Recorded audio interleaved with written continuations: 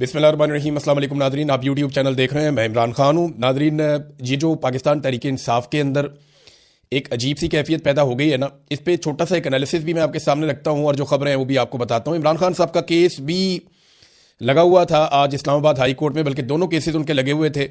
उसमें भी एक डेवलपमेंट हुई है और ये केसेस इस मौके पर दोनों इकट्ठे कैसे लग गए और किस तरीके से ये आगे बढ़ेंगे ये भी आपको मैं अभी बताता हूँ। और पाकिस्तान एक बड़े अजीबोगरीब सिचुएशन में फंस गया है मौजूदा रजीम के हाथों। उससे पाकिस्तान कैसे निकल सकता है और ये हालात पाकिस्तान को कहाँ ले जाएंगे। नंबर एक तो ये है कि इमरान खान साहब की बहनों पर भी तनकीद शुरू कर दी गई है। कुछ दबे लफ्ज़ों में करता है, कोई खुले लफ्ज़ों में करता है, कुछ आर्टिकल उनके खिलाफ लिखवाए जा रहे हैं, कुछ उन्हें डिक्टेटर करार दिया जा रहा है। देखिए, इमरान खान साहब की जो बहनें हैं वो सिर्फ अपने भाई के लिए जाती हैं हर जगह पे। ये बात सबको अंडरस्टैंड करनी पड़ेगी। उनका पॉलिटिक्स है वो दे डैम केयर कि जनाब ये जो पॉलिटिकल पार्टी है पीटीआई वो क्या करती है क्या नहीं करती। उनके दिमाग में ये है कि हमारा भाई बाहर निकलना चाहिए, उसके लिए वो किसी से भी लड़ाई कर लेती हैं। इमरान खान साहब जो भी उन्हें कहते थे, अब वो बजाय ये सोचे कि इसके नतायज क्या होंगे, वो बाहर आके बोल देती थी। देखिए ना, अगर अलीमा खानम और बाकी लोग पॉलिटिकल होते जैसे बाकी पॉलिटिकल लोग सोचते हैं तो वो बाहर आकर अल्फाज को तब्दील कर देते। लेकिन जो इमरान खान ने कहा उन्होंने बाहर आकर बिल्कुल वैसे ही वो बात की और पार्टी के लोगों ने शायद उस तरह से बात नहीं की। तो अब सूरत ये पैदा हो गई है कि वो खुलकर कह रही हैं कि पाकिस्तान तहरीक इंसाफ जो कर सकती थी वो उन्होंने नहीं किया, और ये बात पाकिस्तान का सोशल मीडिया भी कह रहा है। इमरान खान साहब की पॉलिटिकल पार्टी जो है उसकी वो स्ट्रेंथ जो वो शो कर सकती थी, जितने बड़े पैमाने पे लोगों ने उनका साथ दिया, जितने बड़े पैमाने पे लोग उनके साथ खड़े हुए, उस तरीके से वो काम कर नहीं पाए। और इसके लिए अगर मैं कहूं कि सबसे बड़ा कसूरवार कौन है तो सबसे बड़ी गलती हुई गंडापुर साहब से। गंडापुर साहब को एतमाद भी मिला, मौका भी मिला, लोग भी बहुत बड़ी तादाद में उनके साथ चले। लेकिन गंडापुर साहब ने 2 मरतबा ऐसा किया कि पाकिस्तान तहरीक इंसाफ के अंदर जो एक तहरीक चलाने की कैपेसिटी थी वो बहुत बुरी तरह मुतासर हुई। अभी बार बार कोशिश करने के बावजूद तहरीक इंसाफ वो कैपेसिटी उस तरीके से दोबारा बढ़ा नहीं पाई। हाँ, एक मोमेंटम बनाया सुहेल अफरीदी ने और वो कुछ और चीज़ें करने की बात कर रहे हैं, लेकिन क्या ये हो पाएगा। एक तरफ इमरान खान साहब की बहनों के ऊपर तनकीद जो है वो शदीद हो गई है, वो तेज़ हो रही है, और पार्टी के जो ज़राए हैं वो ये कहते हैं, जो इंटरनल मीटिंग्स हो रही हैं उनमें यह तय किया गया कि इमरान खान साहब को मुज़ाकरात के जरिए बाहर लाया जाए, सड़कें कोई ऑप्शन नहीं है। अब एक सवाल यह पैदा होता है कि अगर ये मुज़ाकरात करते हैं हुकूमत के साथ तो किन शराइत के ऊपर मुज़ाकरात करेंगे। देखिए, मुज़ाकरात जब भी करने हैं तो शराइत तो इमरान खान साहब की है, और उनकी जो आखिरी 3-4 शराइत है वो मैं आपके सामने रख देता हूँ। एक, वो पहले ये कहते थे कि आप मैंडेट वापस करें, अब वो ये कहते हैं कि पाकिस्तान में नया इलेक्शन करवाएं। दूसरा, वो ये कहते हैं कि 26 नवंबर और 9 मई के हवाले से आप जुडिशियल इंक्वायरी करवाएं, सीसीटीवी फुटेज निकालें और बताएं कि किसने ये कत्लेआम करवाया, इन चीज़ों को आप चेक करें। तो ये इतने सख्त मुतालबात हैं। और एक, वो ये कहते हैं कि जितने लोग बेगुनाह जेलों में कैद हैं उन सब लोगों को रिहा भी किया जाए। फिर वो अदालतों की बात करते हैं, आइन की बात करते हैं। चलें, ये तो बात की चीज़ें हैं, लेकिन इन शराइत के ऊपर क्या हुकूमत मान जाएगी कि फ्री एंड फेयर इलेक्शन करवा दिया जाए? तो मुझे नहीं लगता कि ये हुकूमत फौरी तौर पे इलेक्शन करवाने के मूड में है। इनकी हालत बहुत ख़राब है, ख़ास तौर पे इनका हर फैसला अवाम नापसंद करती है, और ये फैसले भी इसी तरह के, कभी जहाज़ ले लेते हैं, कभी झूले ले लेते हैं, कभी गाड़ियाँ ले लेते हैं। तो ये इससे बाहर नहीं निकल रहे और ये दावे करते हैं अवाम की खिदमत के, और सिर्फ अपने जलसे जुलूस और तस्वीरें, इसके ऊपर इनकी पूरी पॉलिटिक्स चल रही है। ग्राउंड के ऊपर इन्होंने गरीब आदमी के लिए किसी किस्म का कोई काम नहीं किया। अब इमरान खान की मर्जी कैसे शामिल करवाई जाए? देखें ना, अगर पाकिस्तान तहरीक इंसाफ बातचीत करती है हुकूमत के साथ तो इमरान खान की मर्जी शामिल करवानी पड़ेगी ना। इमरान खान को कुछ मिलेगा तो इमरान खान साहब कुछ देंगे ना। इमरान खान साहब को क्या मिल सकता है? देखें, जेल से बाहर आने के लिए इमरान खान साहब क्या कुर्बान कर सकते हैं? क्या वो इस हुकूमत को तस्लीम कर सकते हैं अगले 3 सालों के लिए कि यह हुकूमत रहे? तो इसका जवाब है कि ये तो मुझे तो समझ नहीं आ रही कि इमरान खान साहब ये कबूल करेंगे। करना होता वो पहले कर लेते। दूसरी बात यह है कि इमरान खान साहब नए इलेक्शन के मुतालबे से दस्तबरदार हो जाएंगे, ये भी मुश्किल लगता है। क्या इमरान खान साहब अपना सख्त मौक़िफ़ जो है वो उससे पीछे हट जाएंगे? हाँ, ये मुझे लगता है कि इमरान खान साहब अपने मौक़िफ़ में कुछ हद तक नरमी ला सकते हैं और कुछ अपने आप को एक लिमिट में ले जा सकते हैं कि ठीक है, मैं इससे आगे नहीं जाता और तुम भी इससे आगे मत जाना। तो ये तो अच्छी बात है। अगर एस्टेब्लिशमेंट भी अपने आप को बांध ले और वो ये कहे जी ठीक है हम अपनी हदूद के अंदर जा रहे हैं, तो सियासतदान भी अपनी हदूद के अंदर चले जाएं, ये अच्छी बात है। लेकिन इस वक्त हुकूमत के पास इमरान खान को देने के लिए क्या है, यह है बड़ा सवाल। और जो लोग मुज़ाकरात करना चाहते हैं हुकूमत के साथ, वो इमरान खान को हुकूमत से क्या लेकर दे सकते हैं, यह है दूसरा सवाल। सुहेल अफरीदी साहब जो है ना, वो अच्छा सिस्टम ये बात समझता है कि खतरा अब उन्हें पाकिस्तान तहरीक इंसाफ से नहीं है, खतरा उन्हें अब इमरान खान की फैमिली से, या सुहेल अफरीदी को वो कुछ हद तक खतरा समझते हैं, लेकिन उन्हें काफ़ी हद तक डिसक्रेडिट करने में कामयाब रही है एस्टेब्लिशमेंट। खासतौर पे जो गंडापुर साहब ने पूरा एक एपिसोड चलाया और उसके बाद जिस तरह से सुहेल अफरीदी साहब इस्लामाबाद के अंदर बंद हो गए, जब इमरान खान साहब का इशू उठा, और रहती सही कसर जो है वो अभी बैरिस्टर गौर ने कह दिया कि सुहेल अफरीदी हर चीज़ में ऑन बोर्ड थे और वो भी कॉन्फ्रेंस कॉल के अंदर शामिल थे जो अलीमा खानम सुन रही थी, तो उसे तासुर यह गया कि जैसे सारी चीज़ों में वो शामिल है, तो उन्हें डिस्क्रेडिट करने की कोशिश की जा रही है। देखिए सुहेल अफरीदी के पास अब बचा क्या है? इमरान खान साहब का जो आखिरी उनके लिए पैगाम था सुहेल अफरीदी के लिए, वो ये था कि स्ट्रीट मूवमेंट की तैयारी करो। उसके बाद इमरान खान साहब ने उन्हें कोई पैगाम नहीं दिया, और स्ट्रीट मूवमेंट की तैयारी अभी तक तो सिफर है। हाँ, ये कि मोमेंटम बनाया, जलसे जुलूस किए उन्होंने, वो तो इमरान खान का नाम लेकर आप जहाँ भी पाकिस्तान में जाएंगे, जो भी वज़ीर आला होगा वहाँ लोग निकल आएंगे, लेकिन स्ट्रीट मूवमेंट के लिए जो टेक्निकल तैयारियां हैं वो अभी तक नहीं की। और अब वो कहते हैं जी वो एक तैयारी करने जा रहे हैं, उसके लिए भी उन्हें काफ़ी रुकावटों का सामना करना पड़ेगा। देखिए सुहेल अफरीदी को ये देखना पड़ेगा कि ये जो पुराने तजर्बाकार सियासतदान है, ये उनको अपनी तरह का बना लेंगे थोड़े अरसे में, और उनका इमेज भी इनकी तरह का ही बन जाएगा। अब उन्होंने ये सोचना है कि वो इमरान खान के नज़रिए के मुताबिक पब्लिक के साथ खड़े होंगे या एस्टेब्लिशमेंट के नज़रिए के मुताबिक अपने पुराने और तजर्बाकार सियासतदान साथियों के साथ खड़े होंगे, या इसके बीच में कोई बैलेंस क्रिएट करने की कोशिश करेंगे। ये आपको आहिस्ता आहिस्ता साथ साथ पता चलता जाएगा। अब आ जाए इमरान खान साहब के केसेस की तरफ, तो एक केस जो लगा हुआ था हाई कोर्ट में अलकादर यूनिवर्सिटी वाला, उसमें 11 मार्च की तारीख दे दी गई। आप देखिए कितनी लंबी तारीख दी है, जरा इसका टाइमलाइन तो चेक करें ना, ये केसेस कब से इमरान खान साहब ने दायर किए हुए हैं और कितनी लंबी लंबी तारीखें दी जाती हैं। ये देखें जनाब, ये इमरान खान साहब के खिलाफ जो फैसला है वो आया था 17 जनवरी को पिछले साल, और उसके बाद 15 मई को जनाब मुकर्रर किया गया अपील के लिए, फिर जनाब नोटिस कर दिए गए, फिर 5 जून को नैब ने मजीद वक्त मांग लिया, फिर 11 जून को जो बेंच था वो दस्तयाब ही नहीं था, फिर 26 जून को नैब के नए प्रोसिक्यूटर ने 4 हफ्ते का वक्त मांग लिया था, फिर 26 सितंबर तक ये केस नहीं लगा, फिर प्रोसिक्यूटर की तबीयत खराब हो गई, फिर 16 अक्टूबर को बेंच ही दस्तयाब नहीं था कि जनाब केस नहीं लग सकता अब, फिर 4 नवंबर को बुशरा बीबी ने दरखास्त दायर की, वो आज तक लगी नहीं, फिर 14 फरवरी को इन्होंने कहा जी कि जल्द समात हमारी की जाए, दरखास्त दायर की गई, और जनाब ये आज के दिन के लिए मुकर्रर थी, और अब 11 मार्च दोबारा दे दी गई है। और दूसरा जो मामला है उसके अंदर एतराज़ात लगा दिए गए हाई कोर्ट में रजिस्ट्रार की। एतराज़ किया जी ये ज़ेर ज़बर की गलती है, ये नुक्ता यहाँ क्यों नहीं लगा, ये चीज़ यहाँ क्यों नहीं लिखी, ये ऊपर आपने फ्लैग क्यों नहीं लगाए हुए, तो बड़े अजीबोगरीब किस्म के एतराज़ात लगा दिए गए जो नॉर्मली इस किस्म के केसेस में नहीं लगाए जाते। इसके ऊपर बात भी हुई अदालत के अंदर, लेकिन जज साहब जो वहाँ पे थे उन्होंने कहा नहीं जी आप इसको दूर कर ले, एक हफ्ते का टाइम मेरे ख्याल में वहाँ पे भी दे दिया। तो ये सिर्फ ट्रक की बत्ती है और कुछ नहीं है जो बज़ाहिर मुझे दिखाई देता है। इन केसेस में ऐसे इमरान खान साहब को छोड़ दिया जाएगा मुझे नहीं लगता। मुझे ये लगता है कि शायद ये एक उम्मीद पैदा कर देते हैं जब भी कभी कोई तहरीक चलने वाली होती है या पाकिस्तान तहरीक इंसाफ कोई मोमेंटम अवामी बनाने की कोशिश करती है, तो ये एक उम्मीद पैदा करते हैं, कभी मुज़ाकरात शुरू कर देते हैं, कभी अदालतों के अंदर थोड़ा सा हिलजुल पैदा कर देते हैं ताकि अगर कोई तहरीक चलनी है तो वो तहरीक ना चल पाए। ये ऐसा दिखाई देता है। यास्मीन राशिद साहिबा ने एक खत लिखा चीफ जस्टिस ऑफ पाकिस्तान को और उन्होंने बहुत सारे हकायक बताए।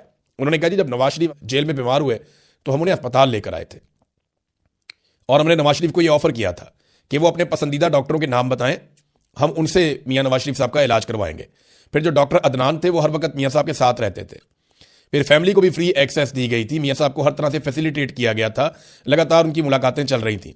फिर डॉक्टर अदनान डॉक्टर्स की तमाम बोर्ड मीटिंग्स के अंदर भी बैठते थे जो नवाज शरीफ के अपने डॉक्टर थे। तो यास्मीन राशिद साहिबा ने काफ़ी सूरत हाल बता के शर्म दिलाने की कोशिश की अदालत को। चीफ जस्टिस ऑफ पाकिस्तान को उन्होंने एक खत लिखा। देखना यह है कि अदालत जागती है या नहीं जागती, क्योंकि इमरान खान के साथ तो सरीहन एक ज्यादती हो रही है और लगातार वो ज्यादती उनके साथ करते चले जा रहे हैं। नाजरीन एक और खबर है, ये बरतानिया से आई है। बरतानिया के पार्लियामेंटेरियंस ने पाकिस्तान को जो एड दी जाती है, जो इमदाद दी जाती है, उसके हवाले से आवाज़ उठा दी है कि जो पाकिस्तान को इमदाद दी जाती है उसको मशरूत किया जाए, उस पर नजरसानी की जाए कि पाकिस्तान में जमहूरियत और इंसानी हकूक़ की पामालियाँ हो रही हैं और उनका खात्मा यकीनी बनाया जाए और उसके साथ इसको मशरूत किया जाए।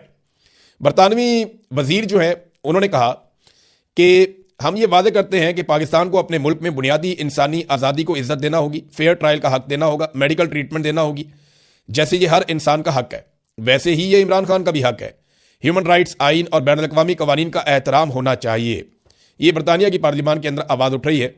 फिर इमरान खान को इसलिए जेल में डाला गया है क्योंकि वो इलेक्शन जीत गए थे और अभी भी वो इलेक्शन जीत सकते हैं। जमहूरियत इसी सूरत में मुस्तहकम होगी जब वहां पे नए इंतखाबात होंगे। तो नए इंतखाबात का एक मुतालबा भी वहां से सामने आया।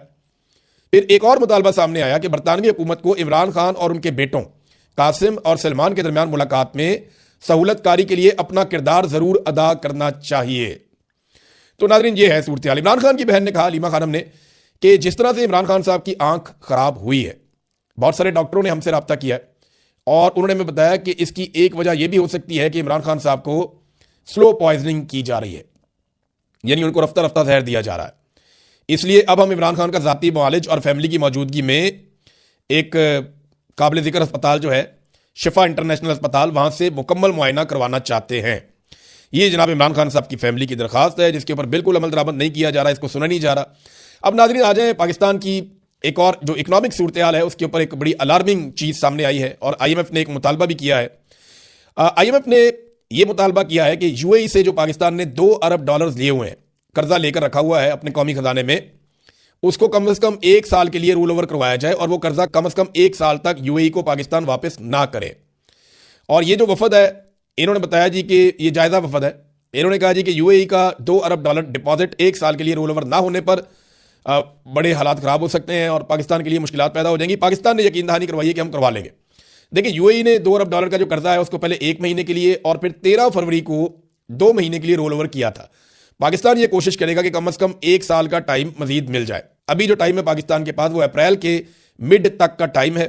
और अगर उसके बाद देखें बजट आ रहा है और अगर बजट में IMF ने हाथ खींच लिया या मजीद कड़ी शराइत लगा दी तो ये हुकूमत मजीद मुसीबत में पड़ जाएगी। अवाम को कोई रिलीफ नहीं दे पाएगी, बल्कि अवाम की कमर ये मजीद तोड़ देंगे। तो UAE से उनको मनाना बहुत ज़रूरी है और उनको मनाने के लिए आपको पता है फिर बहुत सारों को मनाना पड़ेगा। UAE जो है वो अपने पैसे को इस्तेमाल भी कर सकता है, उसको खित्ते के अंदर अपनी अजारादारी का बड़ा आजकल UAE का एक ट्रेंड चल रहा है। वो सूडान के अंदर भी मुदाखलत है उनकी, लीबिया के अंदर भी, सोमाली आइलैंड में भी और यमन के अंदर भी। और सऊदी अरब इस मामले पे नाराज़ भी है UAE से कि वो ये काम ठीक नहीं कर रहे, बल्कि उसका उन्होंने इजहार भी किया है। तो UAE जो है वो अपना एक बहुत तगड़ा उन्होंने एक अपना सतून खड़ा कर दिया है। और पाकिस्तान के लिए प्रॉब्लम ये है कि वो $2 अरब उनसे रोल ओवर करवाने हैं या कोई और पाकिस्तान को ये पैसा दे दे। तो अब पाकिस्तान इसके बदले में किस किस्म का कंप्रोमाइज़ करेगा ये देखना पड़ेगा। देखिए, बांग्लादेश में जब इनकलाब आया ना तो उसके बाद डॉक्टर मोहम्मद यूनुस को लाया गया। डॉक्टर मोहम्मद यूनुस आए और 18 माह तक वो वहाँ पे रहे और फिर उन्होंने इलेक्शन करवा दिए। अब एक नई हुकूमत बन चुकी है, लेकिन इन 18 महीनों में डॉक्टर मोहम्मद यूनुस ने जो मेहनत की उसके नतीजे में बांग्लादेश के जो ज़र मुबादला के ज़खायर हैं, जो कौमी खजाना है उनका, उसमें $9.5 अरब का इजाफा हुआ, यानी 50% इजाफा उन्होंने 18 महीनों में कर दिया। ये काबिल लोग। देखिए, पहले हसीना वाजिद थी, मिलिट्री एस्टेब्लिशमेंट थी।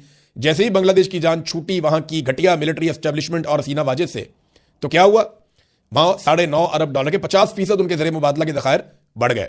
और पाकिस्तान में क्या हुआ, घटते ही गए, घटते ही गए। जो इमरान खान साहब ने $16 अरब पे छोड़े थे, वो इन्होंने हालत ये कर दी है कि $12 अरब तो इस वक्त दोस्त ममालिक के पड़े हुए हैं और बहुत थोड़े से पैसे पाकिस्तान के अपने हैं और ये रोल ओवर के लिए मिन्नतें और तरले करते जा रहे हैं।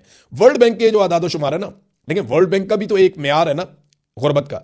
तो वर्ल्ड बैंक का जो म्यार है, अगर उसके मुताबिक आप ये देखें कि पाकिस्तान में कितने लोग गुर्बत की लकीर से नीचे जिंदगी गुजार रहे हैं, तो आप हैरान हो जाएंगे। लगभग आधे से ज्यादा लोग, यानी कुछ इकोनॉमिस्ट तो ये कहते हैं कि 60% पाकिस्तानी गुर्बत की लकीर से नीचे जिंदगी गुजार रहे हैं।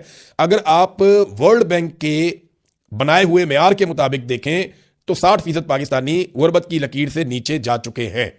नाज़रीन, जहाज वाली जो कहानी है, जो बड़ी सुबकी का बायस बनी पंजाब हुकूमत के लिए, मिनिस्टर ने बहुत झूठ बोला। तो बिलाखिर इंफॉर्मेशन मिनिस्टर ने काफ़ी झूठ बोलने के बाद सच बोल दिया और यह करार दे दिया कि यह जहाज़ मरियम नवाज का है। और साथ ही ताना दे दिया बिलावल को कि अगर बिलावल सिंध हुकूमत के जहाज़ में इधर उधर फिर सकता है तो फिर मरियम नवाज या पंजाब हुकूमत जहाज़ क्यों नहीं ले सकती, तो मरियम की भी मर्जी है। देखिए, अब ये तो बिलावल के साथ भी ज्यादती है। अगर मरियम नवाज की बेटी है तो बिलावल आसिफ जरदारी का बेटा है, तो फिर बिलावल को भी गल्फ स्ट्रीम का जहाज़ लेना चाहिए, उसे भी इसी तरह का एक लग्जरी जहाज़ चाहिए। वैसे इंडिया के किसी वज़ीर आला के पास या हुक्मरान के पास गल्फ स्ट्रीम का जहाज़ नहीं है। हालांकि पाकिस्तान से बहुत बड़ी इकॉनमी है वो, लेकिन उनके हुक्मरान इतने अय्याश नहीं है जितने पाकिस्तान के हुक्मरान अय्याश है। नाज़रीन, मोदी का जो दौरा है उस पर थोड़ी सी बात कर लेते हैं हम जाते जाते, क्योंकि ईरान के ऊपर अटैक बहुत करीब आता जा रहा है। जनीवा के अंदर जो मुज़ाकरात हुए हैं उसके बावजूद धमकियां अमेरिका की जारी हैं। वो फुल दबाव ईरान के ऊपर डाल रहे हैं कि बहुत बड़ी जंग आप पे मुसल्लत कर दी जाएगी और ईरान में रजीम तब्दील कर दिया जाएगा। ईरान जंग से अवॉइड करना चाहता है, लेकिन जंग उसके ऊपर मुसल्लत हो चुकी है ऑलमोस्ट। या तो उन्हें अमेरिका की सारी शराइत माननी पड़ेगी या फिर उन्हें जंग के लिए तैयार रहना पड़ेगा। अब नरेंद्र मोदी ने दौरा किया है इजराइल का और इतने पुरजोश हैं नरेंद्र मोदी के, उन्होंने कोई 1 दर्जन ट्वीट कर दिए इस दौरे को लेकर, बार बार ट्वीट। और ये एक बड़ा जबरदस्त ताल्लुक है इसराइल का और भारत का। ये पाकिस्तान के खिलाफ भी कई मरतबा इस्तेमाल हुआ है।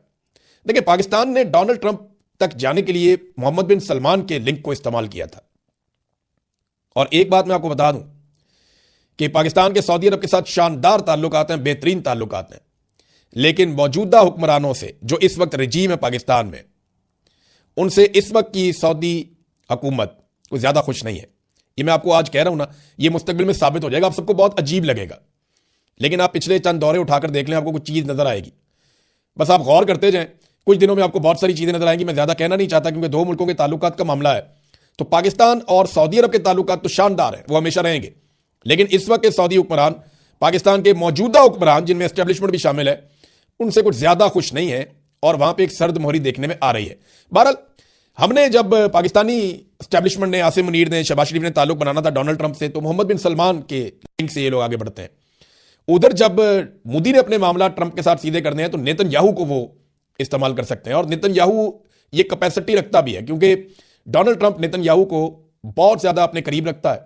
और डोनाल्ड ट्रंप और नेतन्याहू ऐसा लगता है जैसे कि एक सिक्के के दो रुख हैं, वो एक दूसरे को बहुत सपोर्ट भी करते हैं। तो ऐसे में नेतन्याहू के लिए ये मुश्किल नहीं होगा। जो मोदी ने नेतन्याहू के साथ टाइम गुजारा है, तो इसका मतलब है कि डोनाल्ड ट्रंप के साथ भी उनके मामला ठीक होने वाले हैं। तो क्या इसमें पाकिस्तान के लिए अच्छा होगा, बुरा होगा? देखें, हर एक मुल्क को अपना हक है कि वो खुलकर अपने ताल्लुकात बनाए। इंडिया भी अमेरिका से ताल्लुकात बना सकता है, पाकिस्तान भी बना सकता है। लेकिन नॉर्मली जब पाकिस्तान और इंडिया जैसे ममालिक होते हैं जो एक दूसरे की मुखालफत में होते हैं, तो इन चीज़ों का एक दूसरे पे असर ज़रूर पड़ता है। और याद रखिएगा, मोदी जख्मी है, मोदी को मार पड़ी हुई है, उसके तैयारे गिरे हैं और डोनाल्ड ट्रंप ने उसकी बहुत बेइज्जती की है। तो पाकिस्तान को बड़ा विजिलेंट रहना पड़ेगा इस हवाले से कि मोदी से आप कुछ भी आप उससे एक्सपेक्ट कर सकते हैं। लिहाजा we have to be very careful. अब तक के लिए इतने, अपना ख्याल रखिएगा, अपने चैनल का भी। अल्लाह हाफ़िज़।